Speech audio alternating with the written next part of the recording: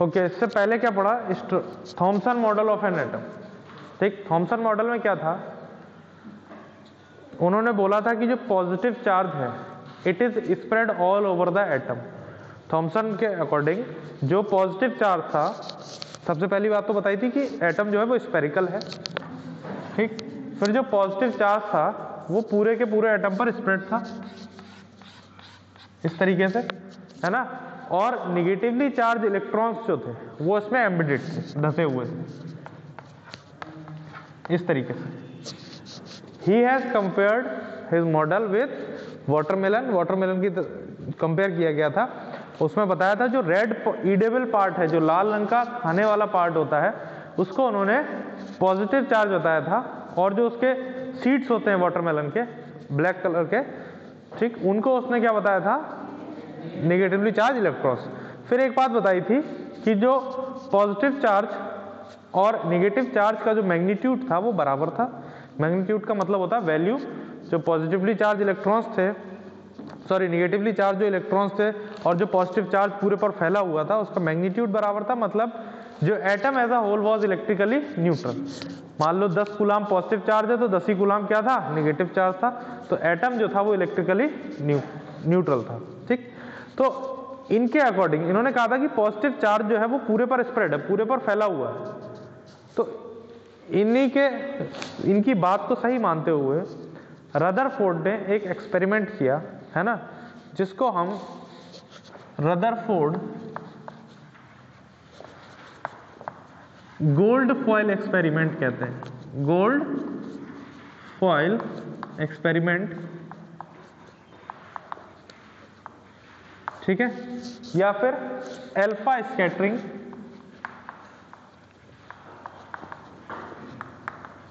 Experiment भी बोलते हैं। इन्होंने ये पता लगाना चाहा कि क्या वाकई में पॉजिटिव चार्ज पूरे पर फैला हुआ है।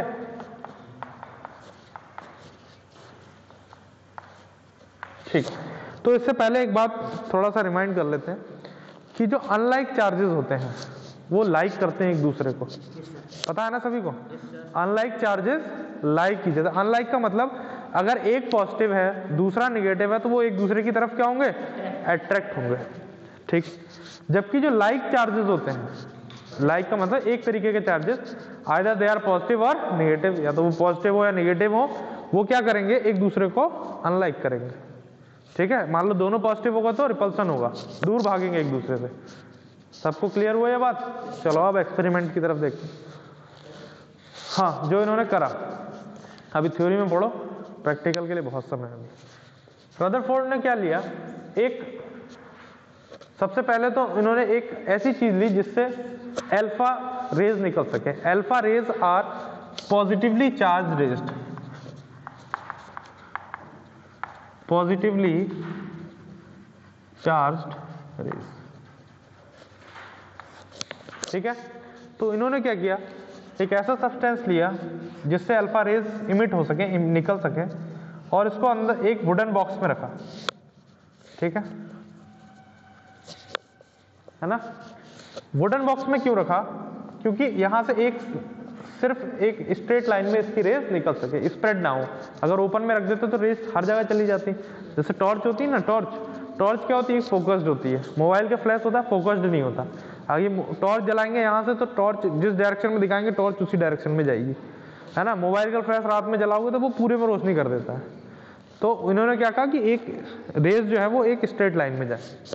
उसके बाद उन्होंने और स्लिट यूज करे उसको सीधा सीधा करने के लिए, ताकि जो लाइट इधर उधर जा रही थी या रेज वो ना जाए, बिल्कुल एक स्ट्रेट अल्फा रेज जाए, है ना। आगे इन्होंने एक गोल्ड फॉइल को रखा। फॉइल जानते हो क्या होती है? एल्युमिनियम फॉइल होती है, सिल्वर फॉइल भी होती होगी, सुनी होगी। फॉइल कोई भी वो चीज पतली सी शीट को हम लोग क्या कहते थे, फॉइल कह देते हैं, है ना। तो गोल्ड फॉइल मतलब गोल्ड की बहुत पतली सी शीट, जितना मैक्सिमम वो पतली हो सकती थी उतनी ली उन्होंने। ठीक, अब उन्होंने एक क्वेश्चन बनता है, गोल्ड ही क्यों यूज किया, आयरन क्यों नहीं यूज कर लिया? नहीं, कंडक्टर तो आयरन भी है। उन्होंने गोल्ड इसलिए यूज किया because gold is highly malleable. Malleable जानते हो? मेलिएबल इज अ प्रॉपर्टी, ठीक है, due to which a metal can be drawn into thin sheets. Malleable या मेलेबिलिटी वो प्रॉपर्टी है जिसकी वजह से कोई भी जो मेटल है वो थिन शीट्स में ड्रॉ करा जाता है। तो गोल्ड को सबसे पतली शीटों में बांटा जाता है ना। गोल्ड को इतने से 10 ग्राम गोल्ड में आप देखो कोई ज्वेलरी बन के तैयार हो जाती है। 10 ग्राम लोहे में कुछ बना लोगे? नहीं बना पाओगे, वो मेलेबल नहीं है इतना ज़्यादा, है ना। इवन 10 ग्राम प्लास्टिक में भी कोई चीज़ अच्छी नहीं बन पाएगी। भाई गोल्ड की चेन देखी है? कभी यूट्यूब वगैरह पे वीडियो देखा करो कि गोल्ड की चेन कैसे बनती है।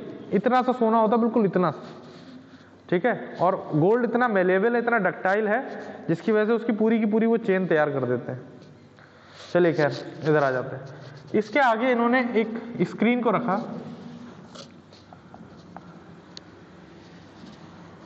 ठीक है, which was coated by zinc sulphide, जो कि जिंक सल्फाइड से कोट करी गई थी। ये स्क्रीन इसलिए रखी गई कि अल्फा रेस टकराने के बाद कहाँ जाती हैं उसको ऑब्जर्व करने के लिए। ये स्क्रीन पे टकराएंगी भाई, ये इस पे या तो सीधे निकल जाएंगी या वापस जाएंगी, है ना, तो कुछ ना कुछ तो ऐसा होगा। तो ये कहाँ जाएंगी उसको ऑब्जर्व करने के लिए इन्होंने एक स्क्रीन रखी, ठीक। तो जब ये अल्फा रेस टकराई, अल्फा रेस यहाँ पर जाके टकराई, तो कुछ रेस जो थी, सिर्फ कुछ, ठीक है, मतलब कह लें कि 100 में से 1 या 1000 में से 2-3 जो थी वो वापस आई थी, ठीक है। कुछ सीधे चली गई, है ना, और कुछ का रिफ्लेक्शन इस तरीके से हुआ।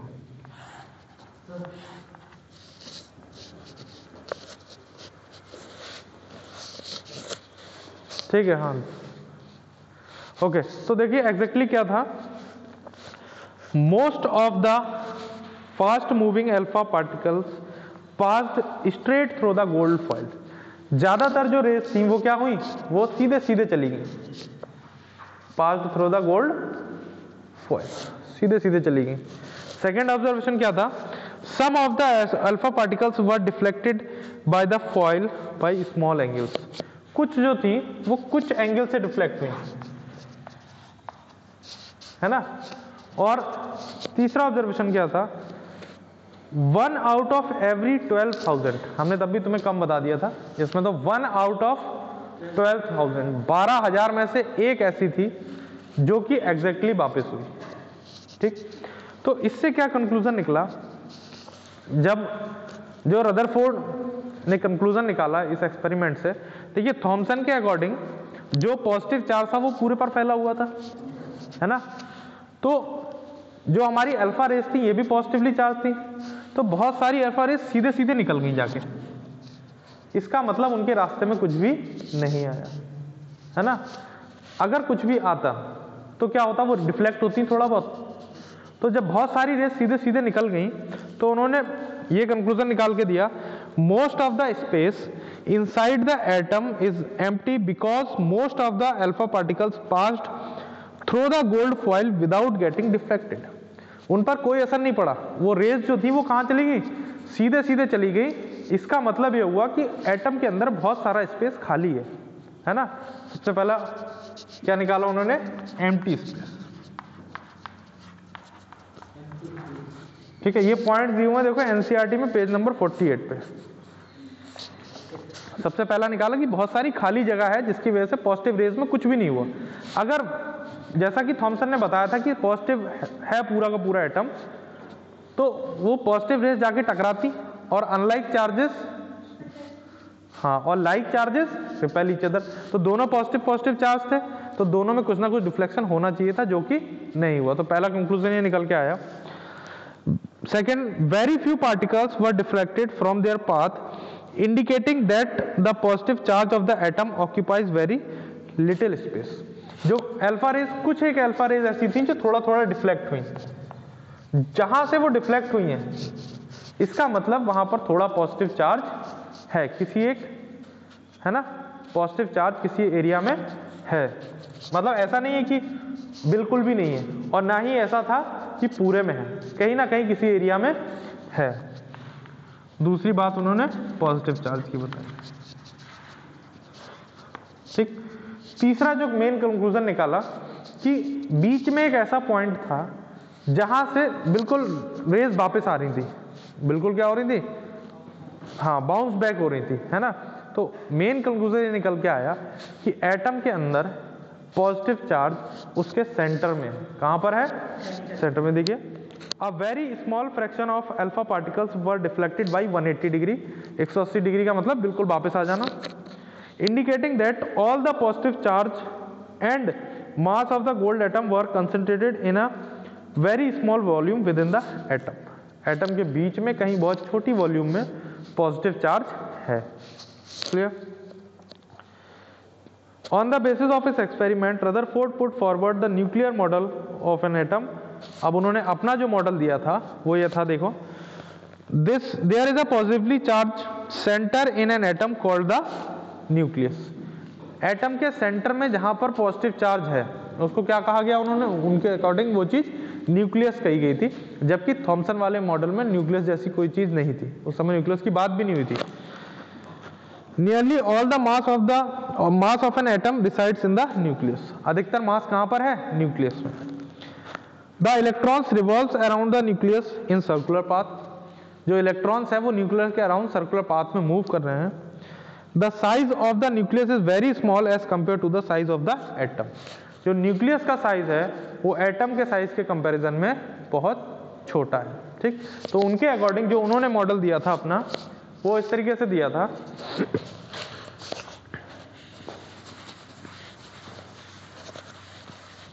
उन्होंने ये भी नहीं बताया स्फीयर वगैरह कुछ नहीं। ठीक है, बीच में क्या बताया, न्यूक्लियस और इलेक्ट्रॉन जो है वो इसके इधर उधर सर्कुलर पाथ में मूव कर रहा है। ठीक है, this was the Rutherford model of atom. ठीक है, और जो मेन जो मास था वो कहां पर था, बीच में था। और तीसरी बात उन्होंने जो बताई थी कि एटम के कंपैरिजन में जो न्यूक्लियस का साइज है इट इज वेरी स्मॉल। आज इतना ही।